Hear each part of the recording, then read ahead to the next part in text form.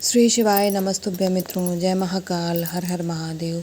तो मित्रों, कैसे हैं आप सब? आशा करते हैं आप सब लोग बहुत अच्छे होंगे। मित्रों, हम सबको पता है कि 25 सितंबर को नवरात्रि चतुर्थी का बहुत ही प्यारा सा दिन है, साथ ही में गुरुवार का दिन है। तो आज हम सभी लोग जो 12 गेहूं के दाने का विशेष उपाय है उससे करके माता रानी को प्रसन्न करने का प्रयास करेंगे। साथ ही में आपको कोई भी गलती नहीं करनी है, जैसा कि लिखा हुआ है कि गलती से भी गलती मत करिएगा, अन्यथा आपको दोष लगेगा। तो मेरे साथ वीडियो में लास्ट तक बने रहिएगा और तीनों उपायों को समझने का प्रयास करेंगे। पहला उपाय हम करेंगे यहाँ पर, जो कि बहुत ही खास, बहुत ही विशेष है। नौकरी में या फिर किसी अन्य कार्य में सफलता पाने के लिए आपको इस उपाय को करना है। सामने स्क्रीन में आपको 1 कटोरी गेहूँ के दाने दिख रहे हैं, ठीक है। हमें अनाज लेना है।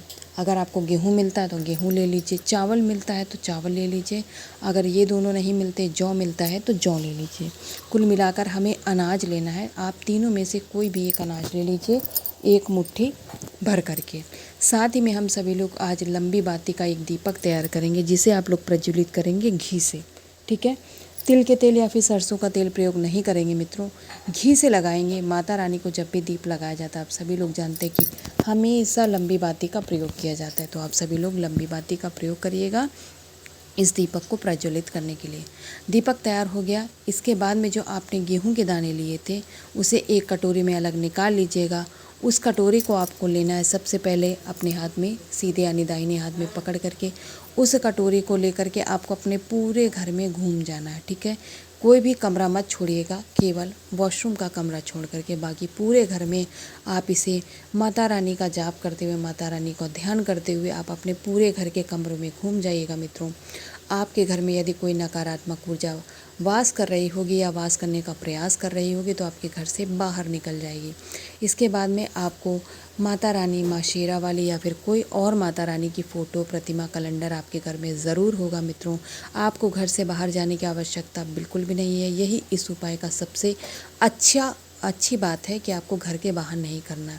आपको एक तरफ जो आपने अनाज की कटोरी ली है उसे रख दीजिएगा, दूसरे तरफ आपको लंबी बाती का जो दीप ले गए हैं उसे प्रज्वलित करना है। उससे पहले उस दीपक के नीचे कुछ चावल के दानों का आसन लगा लीजिएगा। मित्रों, आसन लगाने के बाद में माता रानी का ध्यान करते हो आप इस दीपक को जला दीजिएगा और माता रानी से एक ही निवेदन करेंगे, जिस कार्य में आप सफलता चाहते हैं, चाहे वो नौकरी से संबंधित हो, व्यापार से संबंधित हो या किसी अन्य कार्य से संबंधित हो, आप जिसमें सफलता चाहते हैं उस कार्य की आपको माता रानी से कामना करना है। कामना करने के बाद में आपको इस दीपक को जला देना है और माता रानी से विनती कह के चले जाना है। आप अपने अन्य कार्य को करने के बाद देखिएगा, जब दीपक यह बुझ जाए आप दीपक उठा करके साइड में रख दीजिएगा, क्योंकि मिट्टी का दीपक दोबारा आपके काम में आ जाता है। इसके बाद उस दीप के नीचे जो भी आपने चावल के दानों का आसन लगाया था, उन चावल के दानों को आपको उठा लेना है, ठीक है। गेहूँ जो आपने अनाज रखा, उस अनाज को तो आप अपने अलमीरा में संभाल के रख लीजिएगा।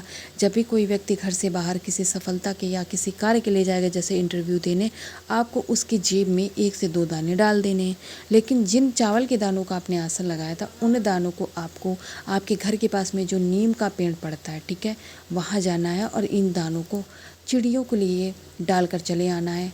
लेकिन डालेंगे जब, तब आप अपनी माता रानी का स्मरण करके, जो कि आप सभी लोग जानते हैं नवरात्रि में हमारी जो 9 देवियां हैं वो नीम के पेड़ पे ही वास करते, तो आपको उनका स्मरण करके चिड़ियों को उन दानों को डाल देना है।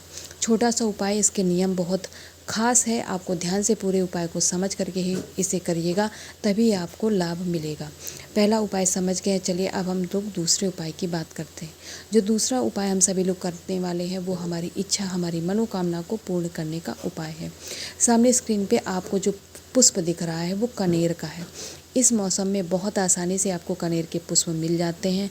आप लोग 5 पुष्प गिन करके, जो पीला वाला कनेर होता है, हमें ना पिंक लेना है और ना ही वाइट जो आता है यानी सफ़ेद और गुलाबी कनेर नहीं लेना है, क्योंकि उस पुष्प का पूजन में प्रयोग नहीं किया जाता। जो पीले वाले कनेर के पुष्प होते हैं उन्हीं का प्रयोग किया जाता है, ठीक है। तो गिन करके 5 पुष्प आप ले लेंगे। इसके बाद में तांबे का कलश लेंगे, अपने घर का शुद्ध जल लेंगे उसमें और गंगा जल डालेंगे, ठीक है। नवरात्रि का जब पावन पर्व चल रहा है तो कोई भी उपाय बिना गंगा जल के मत करिएगा। इसके बाद क्या करना है मित्रों, इसके बाद आपको जाना है महादेव जी के शिवलिंग के पास। शिव शंभू के सामने उत्तर दिशा में मुख करके खड़े हो जाइएगा।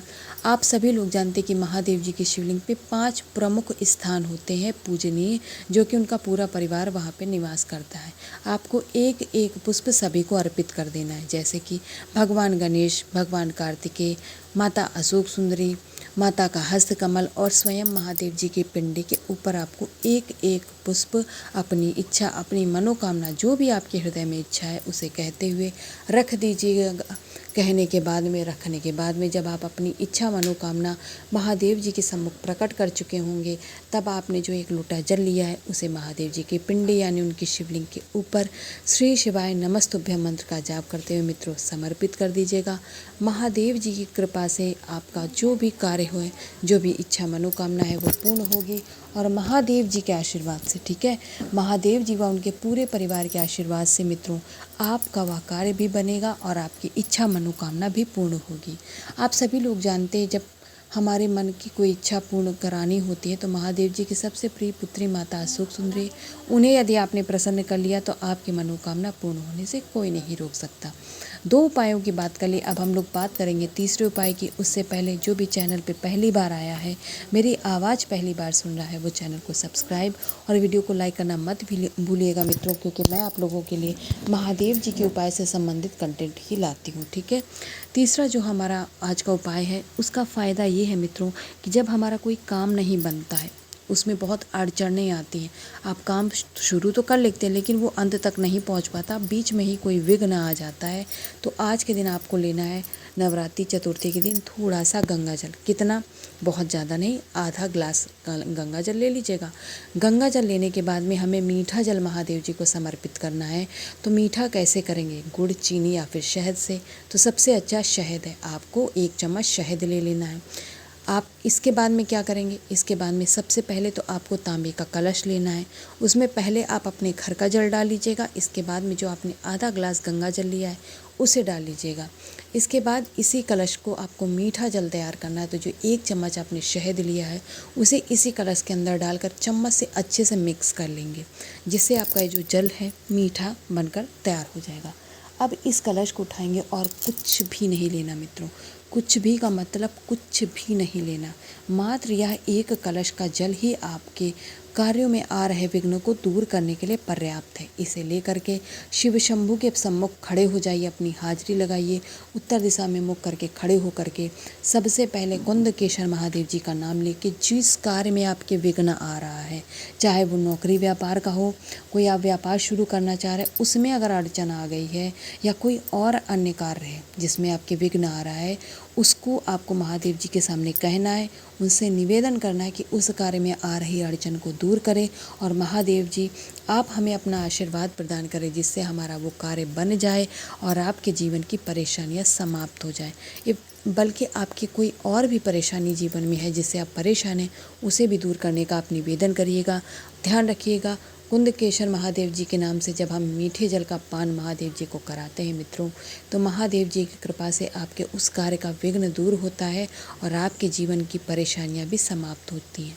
तो कुंदकेश्वर महादेव जी का नाम लेकर के मीठे जल को महादेव जी के शिवलिंग पे समर्पित कर दीजिएगा मित्रों। इस एक उपाय से आपके जीवन में जो खुशहाली आने वाली है, जो आपकी परेशानियां दूर होगी, वो बहुत ही अद्भुत होगी, क्योंकि सभी लोग पूर्ण विश्वास से उपायों को नहीं कर पाते और वो लोग असफल होते हैं अपने जीवन को खुशहाल बनाने में। तो मित्रों, तीनों उपायों को समझाने का मैंने पूरा प्रयास किया और मैं आशा करती हूँ आप लोग समझ गए होंगे। तो जाते जाते कमेंट सेक्शन में महादेव जी का कोई सा भी प्यारा नाम और माता रानी का नाम लिख के ज़रूर जाइएगा। श्री शिवाय नमस्तुभ्यं।